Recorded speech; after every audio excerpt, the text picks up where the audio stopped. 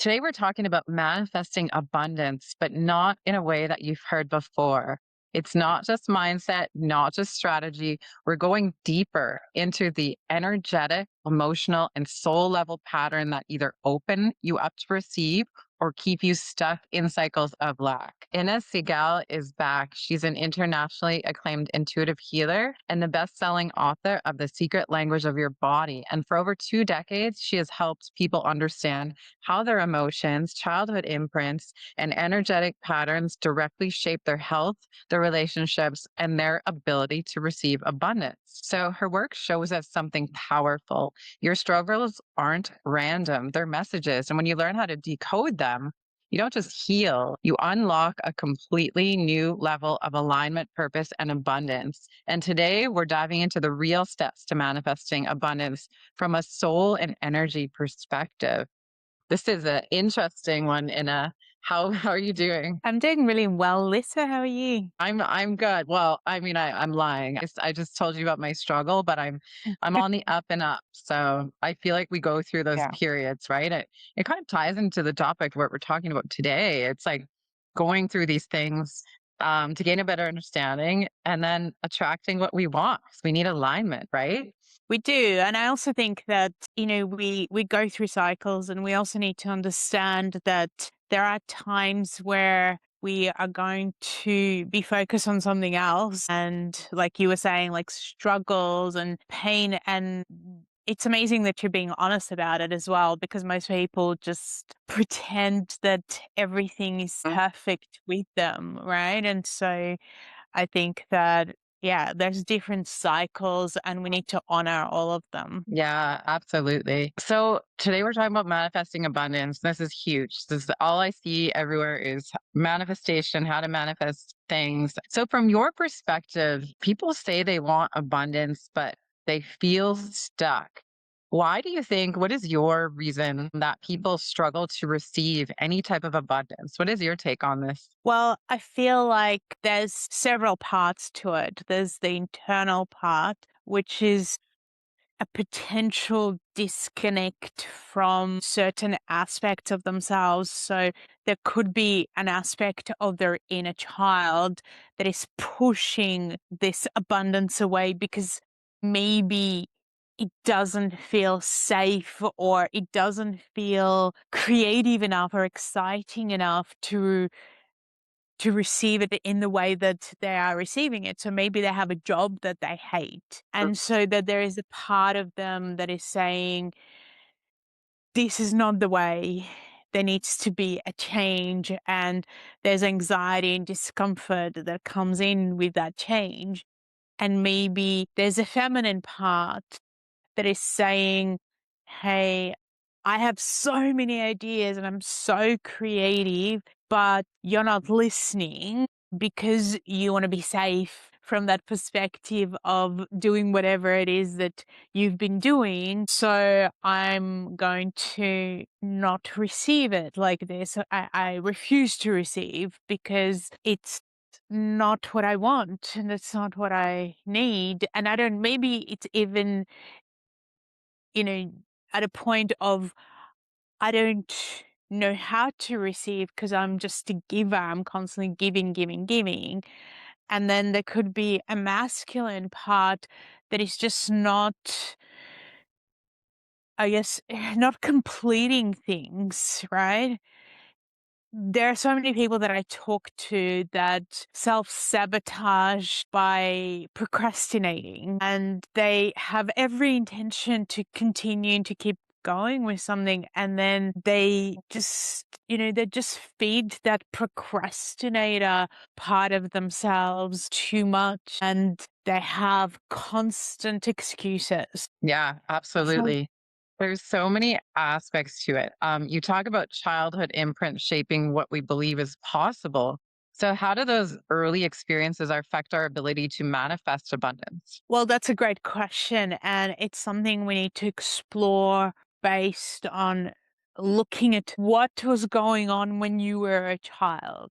So, what were your parents believing? What were they talking about? Or the people that you were living with, right? What what were they showing you? So were you showing abundance and that money was circulating and flowing? Were you showing lack? Were you encouraged in terms of that topic, or were you constantly hearing about how money doesn't grow on trees, how it's so hard to get, how you have to work really, really hard for it? I mean, what were you hearing? How much of that did you absorb inside of yourself and then create? Because we absorb it and then we create it and then we believe it and we say this is the truth, right? So we go, look at my life, look at what's going on. I believe that it's true because it is, because I'm seeing it. And to work against it is, is not easy and can be a little bit uncomfortable from the perspective of the fact that most people go with the flow of what is easy, right? So if we look at how do we change this, we would need to become conscious of all those belief systems and we need to question them, and then we would need to release them or transform them, and also work with the child within us and work with that feminine and masculine. And so I actually created a course on it called the secret language of your soul. So it's almost like, how do we create a new foundation for ourselves? And the whole idea of it was to really look at those very, very important moments and points in our lives where we hold those beliefs and where we hold those limitations, but we don't remember necessarily or don't know that we do. And then to unwind and transform those, but then also to rebuild ourselves and to then create something very new and different in the future, with the awareness that when you create something new, the old still keeps coming back, right? Yeah. Because it's so, so deep inside of you. And people often love using this word, the root cause, and at the root, I'm changing this at the root. And it's like, well, it's not how things work, because you have already created a reality, right? For years and years, you've created a particular reality and now you're changing it, but there are many aspects of that reality that are happening. So you have to be internally flexible and you have to be a little bit disciplined. Absolutely.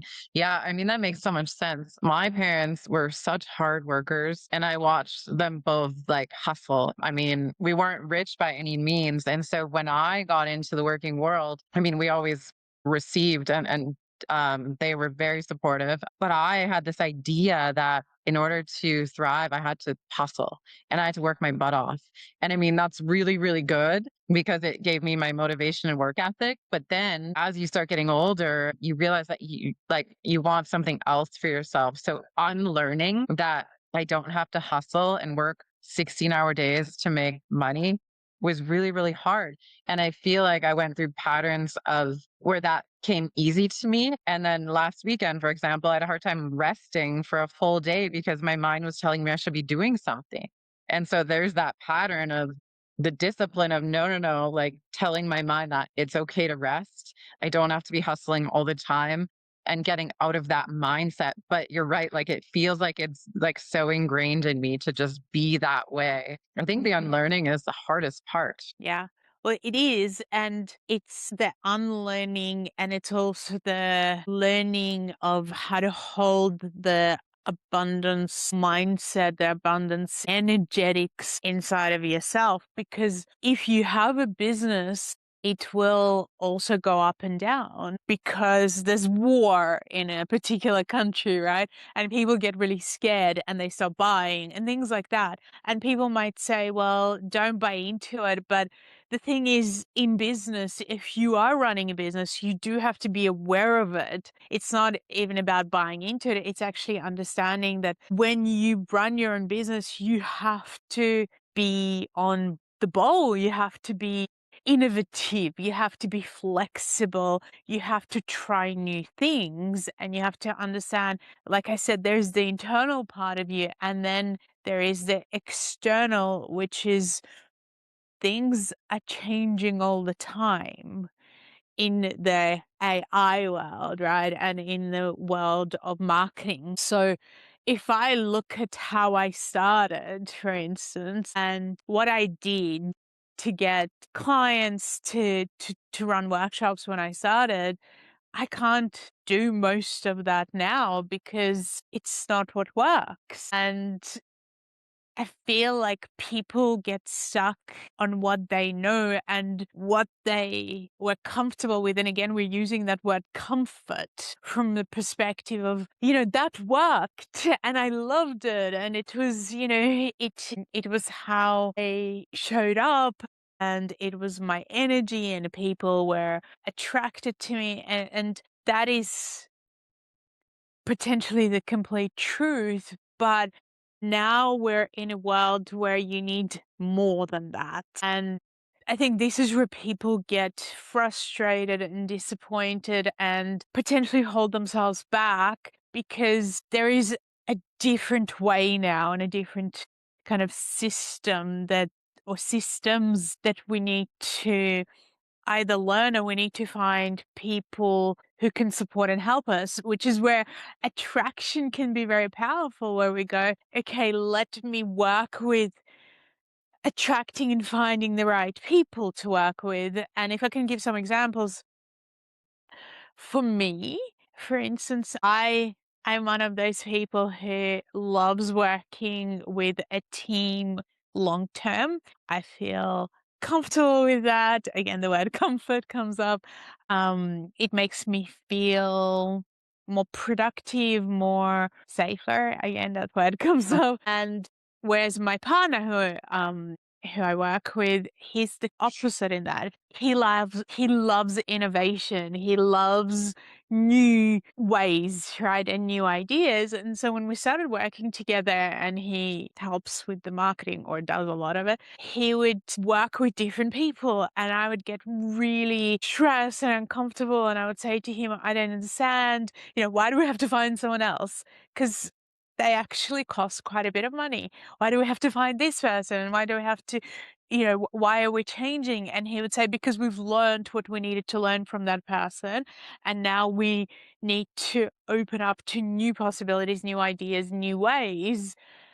And we were at a party recently, and I was talking to somebody that I had known a while ago, and he was asking me some questions, and I said, oh yeah, we've been traveling, like I was saying to you, Lisa, and doing courses and learning more about abundance and marketing and all of that as well, from that perspective, from the perspective of running a business. And he said, I know someone who can really help you. And I had to stand there and breathe through it, because there was a part of me that was going, oh my God, not another one. We've just found a new person. Not another one. Please don't tell me another person. And then as I became aware of that, I reminded myself of the fact that I have to be open-minded and teachable. And this is part of my constant working on the masculine inside of me, and my inner flexibility, where I'm open to hearing things that are uncomfortable, that may require me to do something that I'm not wanting to do, but is necessary, let's say. And so as I breathe through it, in the next few days, and this is very, very important in terms of abundance, you have to take action, right? You have to recognize these discomforts, and then you have to do something about it. So in the next few days, I was like, all right, I really don't want to look up this new person and listen to them, but I'm going to, not because I'm ready to go and work with them, but I just want to hear their ideas, because a few weeks ago, I went to a course and I was there for several days, and it was, again, it was something that I didn't necessarily want to do, but I knew I needed to do. I needed to learn these new ways, these new things, because you have to be willing to change when it comes to learning how to receive and meet it, right? It's not just receiving, it's like I have to meet it. I have to be, as you were saying, Lisa, aligned with how abundance comes to people now, how things work now. And so I just watched some videos from this particular person and I was like, wow, here's some really interesting ideas. I'm going to make some notes and then I'm going to talk to the people that I've worked with, because I have a team that I have worked with for many, many years, who understand this and who help me, and I'll go, okay, what do you think of these ideas? And one of the people that I work with, he's amazing because he'll go, yeah, like it. And I like this part of it, and this part of it will work for you, but this other part won't. So let's discard that and work with this. And this is how I've learned to feel, I guess, excited about building, because I have my people that are honest with me and can go, nah, no, you're barking up the wrong tree. But I'm also now open to listening to new ideas and going, all right, I'm ready to be there to help people, to support people. But I also want to receive abundance because I am worthy of it, right? I have worked hard in my life to get to this place, and I have a lot of wisdom to share with people, and I am worthy of receiving it. And I think both aspects are so important to work with. The internal one, that you are worthy. I'm worthy to have the experiences that I'm really wanting to have. Right? It's like an ownership of them. It's a space that you create for them internally, where they can come into your space and you can really, really receive it. And then there is the part where you have to be constantly willing to stretch, to be uncomfortable, to do something that is different, that moves you forward.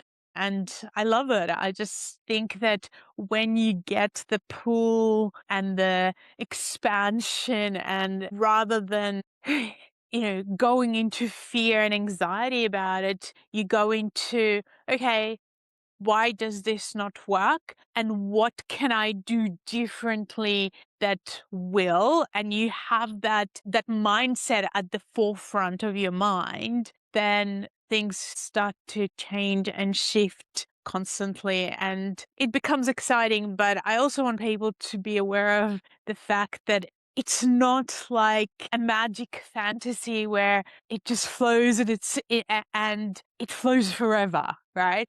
There's times where it does and there's times where it doesn't, and because you have to face things, and some of those things are about money and some of those things are about you and yourself, and what's really deeply going on for you. Yeah, 100%. I think most people that I speak to struggle with the actually feeling worthy. And so the like deep actual feeling worthy. It's like they want all these things and they want abundance, but at the root of it, they don't feel like they deserve it. And that's where a lot of people struggle. I know for me, I mean, I shared with you a little bit about my year, and in this current struggle, I lost that confidence within myself. And so anything I'm manifesting is fear based. And so I'm still manifesting, but I'm manifesting only enough of what I need because of whatever is purging through my body, whatever's happening to my body. And so, how does the body hold on to scarcity, feel, or lack? And how does that show up physically or emotionally? Well, it'll usually hold it around your gut or your solar plexus. It might also hold it around the reproductive system or the lower back. So you'll feel like you might want to go to the toilet a lot. You Right. may feel, or the opposite, like you can't go to the toilet. You may feel this sense of stuckness, and it's like you cannot breathe. You may have constant thinking happening inside of your head, so you can't fall asleep. So there's this internal chaos, your heart may be affected because you might go into that fear of, I can't pay my bills. How am I going to pay my bills? And that survival mindset.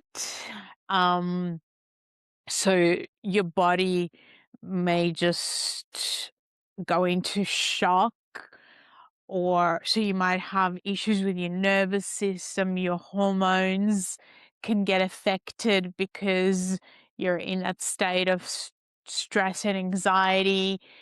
You might revert back to childhood and feel that sense of unworthiness or limitation, and kind of like, what is it that I have to offer? I'm useless. I'm not enough, right? That I'm not enough type of way of thinking and feeling, because it's not just thinking, it's layered in these archetypes within our inner self. So the inner child, which has many ages and developmental stages, may show up as a teenager. And maybe as a teenager, you were at school and you were thinking of a particular career, and then your career counselor or your parents shut it down and shut you down. And so you made decisions and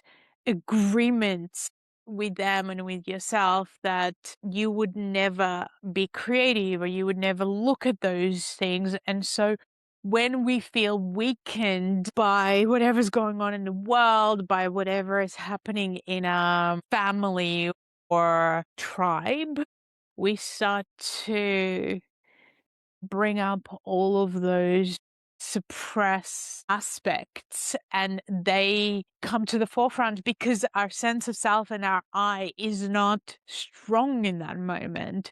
So anything that we deeply feel that we have suppressed is there. Yeah, and most people are much better at feeding what they don't want and don't like than they are working with what they do want, as we talked about early on. So what does discipline actually look like in this, in this scenario when you're weakened? It looks like sitting with whatever is coming up and questioning it and exploring where it comes from and what it's really about. You might journal, you might move physically, you might do a process if you have access to one, or you might even, find someone who can support you and who works with those types of paths or archetypes that can guide you through this challenging time. Because essentially there's a part of you that's looking for a breakthrough, that is saying, "Hey, I'm showing up at this time because I am ready to grow."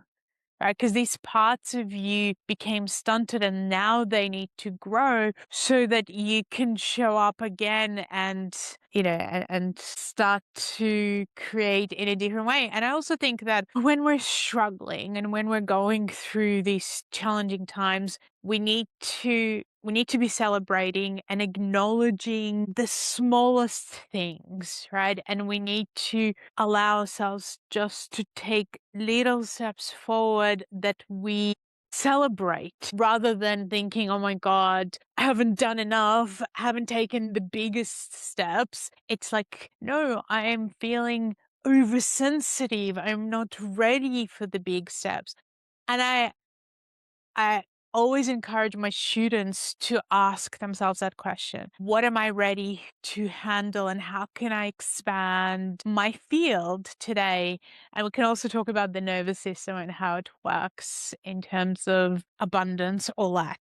Yeah, I would love that. So, how do people start releasing those emotional blocks? I'm a true believer in the dark stuff brings upon the light stuff. And so I think these phases that we go through are literally a shedding of that. And you need that in order to grow. I mean, people go to the doctor when they're feeling sick, right? So it's like most people have to go through these things in order to propel into the next thing. And so as much as the struggles are hard, I find them exciting as well because there's always something that comes from them. But I'd love to talk about the nervous system and some practical ways to release emotional blocks that are limiting us for abundance. I'm going to say the first thing your body's asking you to do when you're in that state of overwhelm and overload is to have some rest. Because without having some rest, you will not move through some of the stages that you need to move through because you won't actually have access to your thinking, to your capacity to change your thinking. You'll just be in that anxiety mode. And so we do need to calm down. So the first step is actually coming back to yourself and calming your nervous system. And we can do that by standing up and shaking our body just to get that the tension and that energy out. And then by recognition and going within and scanning your body and asking questions like, what am I really worried about right now? And where in my body is that? And can I bring my hands to that part of my body and start to breathe into that part? And we breathe in very slowly and deeply. So we breathe through the nose and out through the mouth with slightly pursed lips, just to bring that calmness to the nervous system and to start to awaken something else, to start to awaken that wise self. Because when we're in chaos mode, our wise self is literally pushed away and asleep. Totally.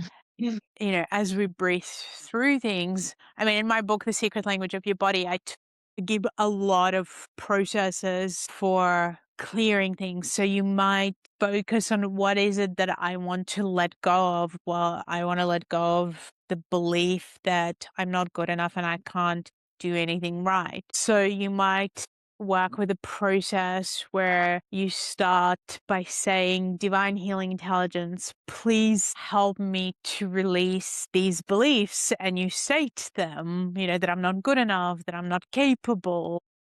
And ideally, you do that one by one. And then you might say, and all perspective connected with this, and any other energy that I'm holding on to that is related to this, positive and negative charge, because I always want people to work with releasing the charge that's inside of them. And then you might repeat the word clear with that intention of letting go and clearing things. And as you repeat the word clear, clear, clear, clear, clear, you may imagine or visualize a vacuum cleaner, literally vacuuming and clearing everything out of your system. So that's one way of doing it.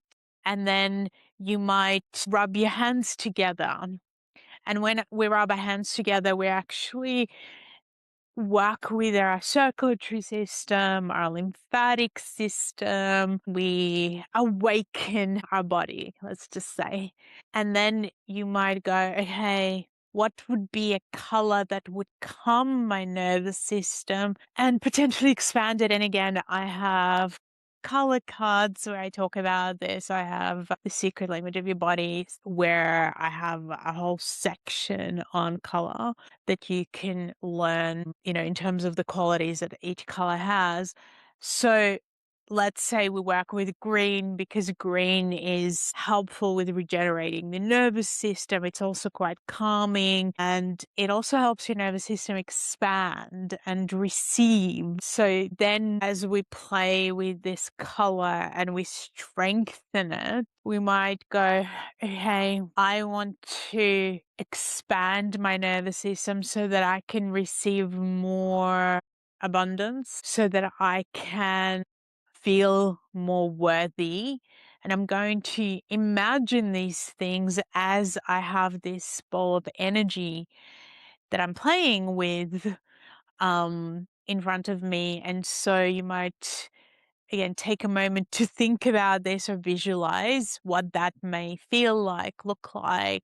And then you literally bring that image into that green light that you've been working with. And then you start to pour that energy. So the green light with all the positive energy, this is how we work with energy, right? With all of this positive energy into your nervous system. So into your spine, into the front of your body as you breathe it in. So really breathing that in, expanding, receiving. And usually once you've done a process like this, you'll feel so much calmer and your thinking will switch into receiving rather than into that fear-based, trauma-based sense of survival, right? That fight or flight freeze response.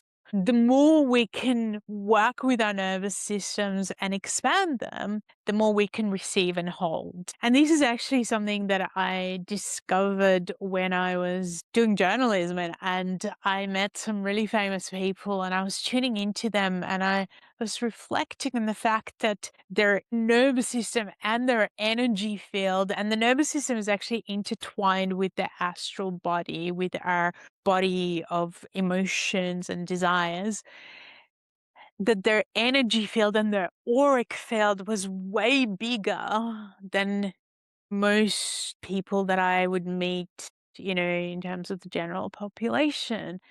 And the more I tuned in, the more I became aware of the fact that if we want to receive more into our lives, then we have to work on expanding this field and expanding our nervous system and expanding our aura into that place of worthiness to receive. And part of this on a daily basis looks like somebody gives you a compliment, right?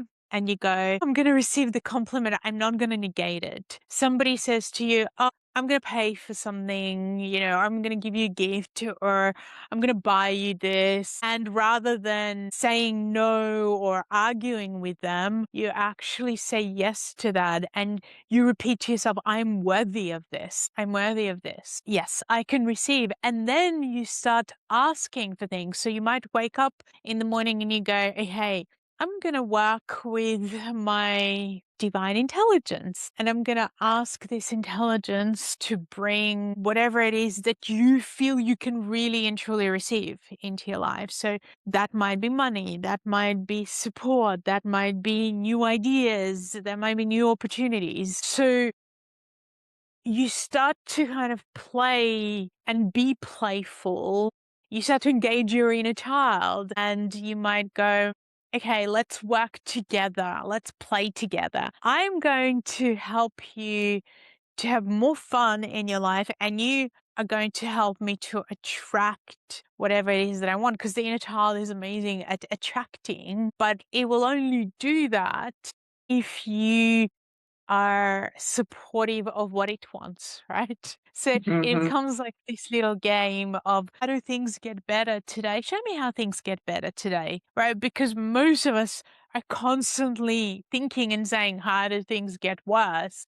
How, how is this going to get even worse than whatever it is that I'm experiencing? And very few people say, well, how does this get better? What is better? What does better look like? And most people take money and success very seriously and they don't play, so they actually create enormous amount of resistance. And they also believe that wherever they put effort is where things need to come from. And that's not how universe works. In my experience, I remember finding that whenever I was blocked or stuck in terms of having more clients, for instance, I would just call people that I have helped, not because I wanted them to rebook with me, but because I needed to balance the energy and be in the givingness as opposed to into the in the desperation of neediness. And that's it. the big key for a lot of people. You need to shift gears, you need to shift direction, and you need to be playful with it as well. Yeah, absolutely. Those are all really, really great points. And what a great exercise. Yeah, no one can manifest anything in a state of fight or flight. Like it literally comes down to working on the nervous system, in my experience as well, which can be hard because it could take a really long time. Like I've been working on it for so long and I still have periods where I get these flare ups. And it's so important to look after the body. Now, I want to ask you about intuition. So, what role does intuition play in guiding someone towards opportunities, flow, and the expansion? I love this question. It has a massive role, but people get confused with intuition and perfectionism. Mm, And what they think, based on this, I guess, this idea of magical thinking, they think that if I can just connect to my intuition, then I'm going to be given the perfect instructions on exactly what to do, and it's going to happen perfectly. And if it's not, then there must be something wrong with my intuition, something wrong with instructions, or something wrong with me. And they don't actually realize how life works. And life, right? Which is what you're talking about, Lisa. And life works in a way where you'll get an intuitive hit, right? But it won't be based on this is how perfection works. So for example, a few years ago, I ended up working with somebody, and it was very interesting because I had spent 5 years getting to know this person before I said yes.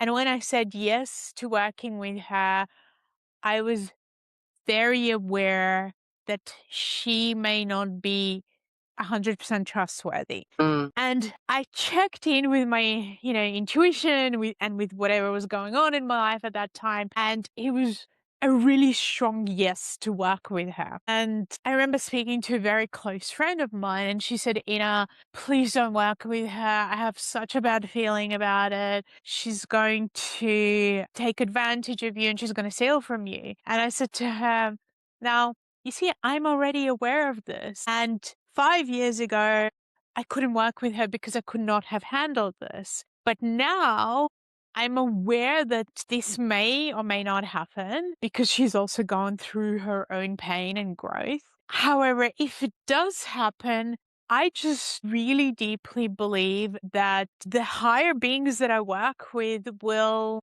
guide me towards the next thing that I need to do or the next person I need to work with. So I'm good with that because at the end of the day, I'm here to serve and to help people. And I'm going to do that to the best of my ability. And right now, and it was around COVID, she's giving me an opportunity, and it's an uncomfortable opportunity. She's giving me an opportunity to work online, and nobody else is. And I feel like I need to take a step towards it because there is so much learning that I need to do from this person that I need to have, but I am aware that this may not be a long-term experience. So I came in with awareness that my intuition was saying, yes, you need to work with this person, and also that she cannot be fully trusted. So it was really, really interesting that when it came to the time where she showed her truest colors and she did what I thought she would do, but hoped she wouldn't, because I always like to give people that,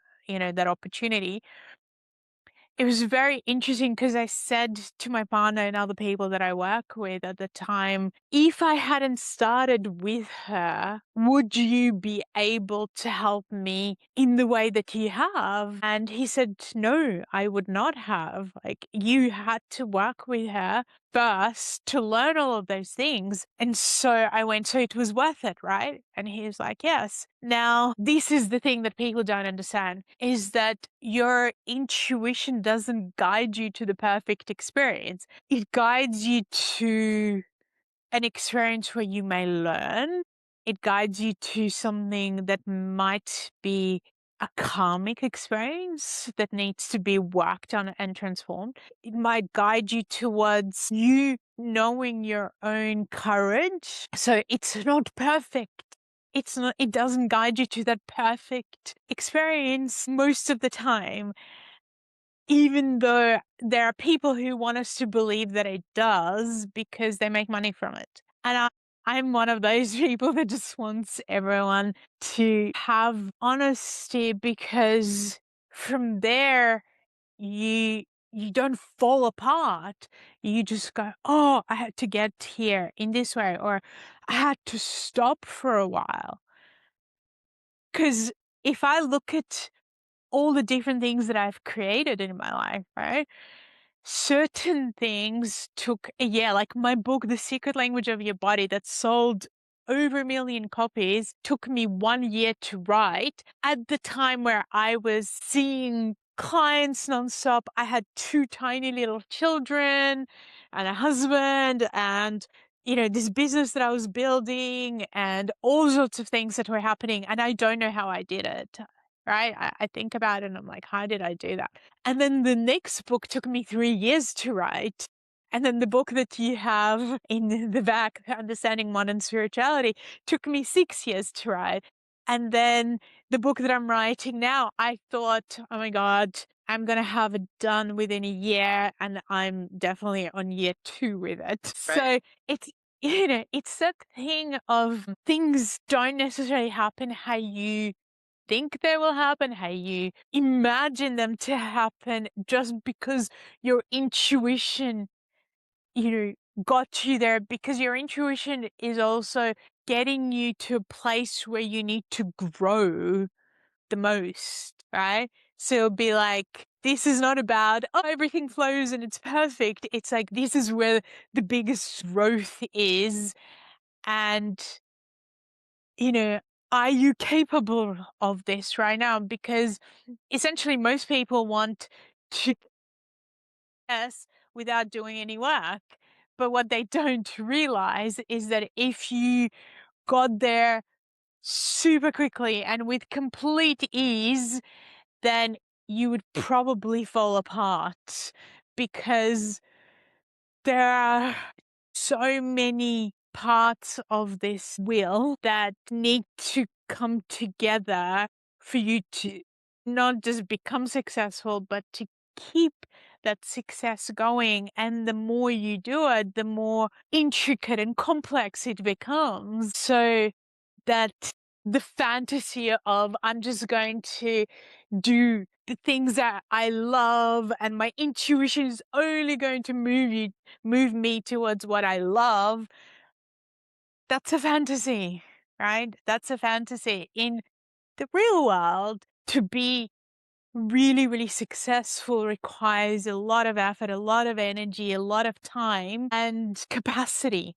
That's my new word for the year. It requires enormous amount of capacity within you, as well as systems. And building towards this means building yourself as well as having teams and all sorts of things. So it's not just a fantasy, it requires a lot. And what I want people to realize is that once the seed comes into you, it can take many, many years for it to grow. The things that I'm doing now, I thought about 10 years ago, right? If not longer. And at that time, it was a fantasy. It was like, I have no idea how to do it. I have no idea how to get help for it. I have no idea what it involves or who the people would be that would help me, but the seed was planted and then things showed up. And there was always that question of capacity. Are you capable of this?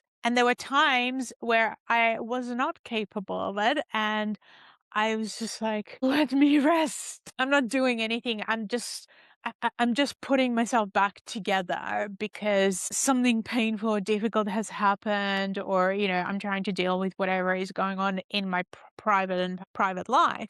And that's what people need to understand. You have a personal life, and then you have the ability to co-create and manifest. And that ability expands based on you allowing yourself to nurture the seeds and then acting on that inspiration and then finding the people that help you and then expanding your nervous system to have that capacity and then taking another step forward and then taking 3 steps back and then feeling at times like, why is this not working for me? Why am I a failure?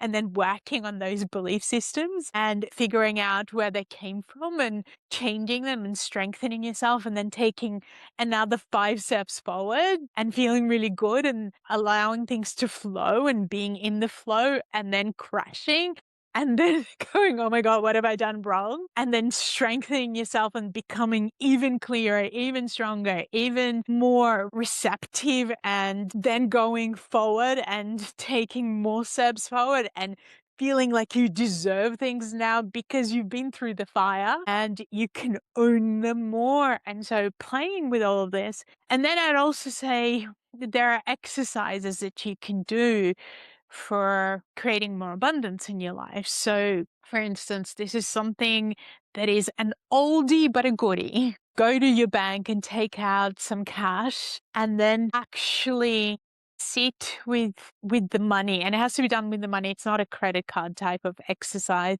and look at the money and connect to yourself and go, how do I feel about it?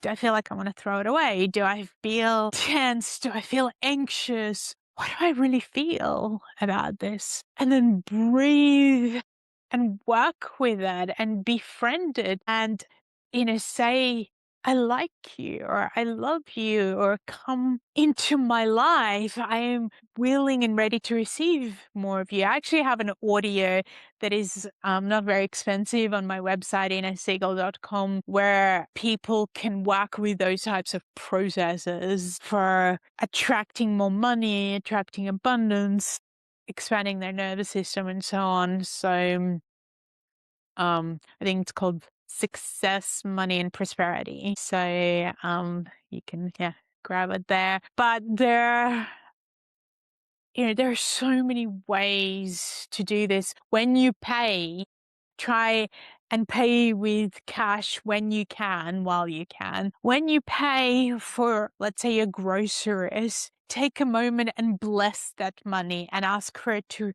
come back to you twofold, threefold, tenfold, whatever you feel you can receive. Eventually, you could do that with a credit card, but I feel like we need to start with getting really comfortable and familiar and feeling expansive when we handle money, not just the idea of money. So you actually need to have it on you. And every time you pay for something, rather than feeling like, oh my God, I'm losing money, I'm so stressed that I'm paying for it. What if you could go, I'm going to bless the money that I'm paying, even if it is just with your credit card. I'm going to take a moment and recognize that by paying this bill, I'm going to circulate this money around, which is going to improve my circulatory system, and I'm going to receive more. As I pay, I get more. So it's changing your perception, and it's also recognizing that when you have less, it's okay because more is coming. Mm. So it's that, oh, okay, I don't have a lot at the moment, but I'm not going to stress and focus and build this part up that says, well, you're always going to have less. Look at you, let's judge you against everybody else. They have a car, you don't, or they have a particular type of a car.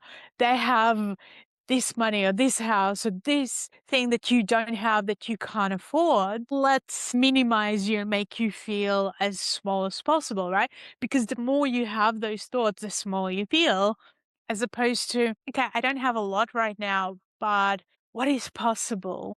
I don't know what's possible. Let's play. How can I receive more? How can I open myself up to more abundance and prosperity and celebrate it? That is amazing. Thank you for speaking truth about manifestation. Because if I literally open up social media and hear one more person say that I can literally wish my whole life from laying in my bed and not doing anything, I'm gonna vomit. So not realistic. A It's only people conversation. who, who want to make money from being dishonest because it Yeah. sounds good, but it doesn't work. It has No. never worked. And the people who say it have worked their butts off and have massive teams that help them to create videos or things like that that make you think that it's so easy and simple, but it's not easy or simple for any of those people. And I just want people to know the truth because they get so discouraged and disappointed that it's not as easy for them. And there is so much for those who where it is easy, there is so much to it. It looks easy because it's not. I've met a lot of these people. It's not as easy as any of them make out, and some of them are actually involved in a very dirty business. And we're seeing this coming out now, including people in this industry. Absolutely. We definitely are. Definitely opening up my eyes.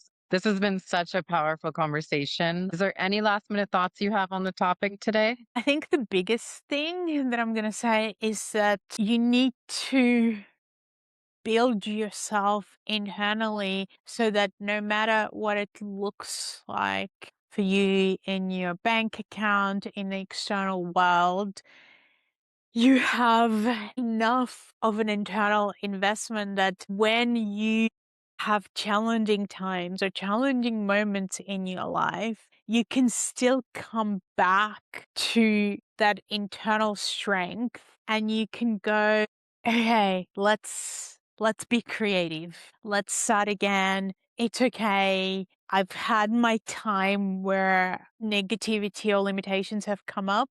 Let's play with this universe. I am courageous. I'm strong. Show me the next step. I'm a big believer in steps. Show me the next step. I don't know it. What is the next step that helps me?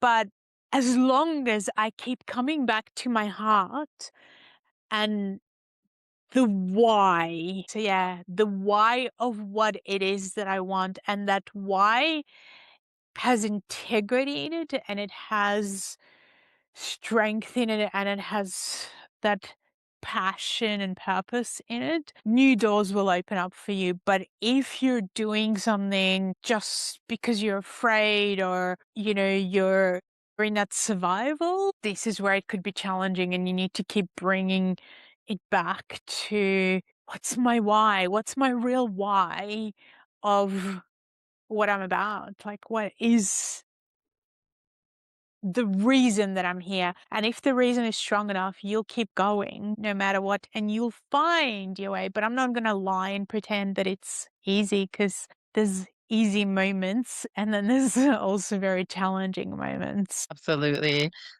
Thank you, Inna, for this real, raw conversation. It was really amazing. Thank you for being here today. Thank you. And as I think I mentioned before, you can find a lot of help and audios and in master classes where I talk about this and give you some more processes on my website, innasegal.com. Amazing. And we will make sure that we have that linked in the show notes for the audience so they have easy access to that. If there's one thing to take away from this episode is that abundance isn't something you chase, it's something you become available for. And so when you start listening to your body, healing those emotional patterns and aligning with your soul, everything begins to shift. Not just what you receive, but how you feel, how you show up, and what you believe is possible for your life. Again, we will have Inna's information in the show notes for you to have access to everything she discussed today and so much more. There's so much on there to learn, so much growth to happen. So check out her website and stay tuned for the next episode. Take care, everybody.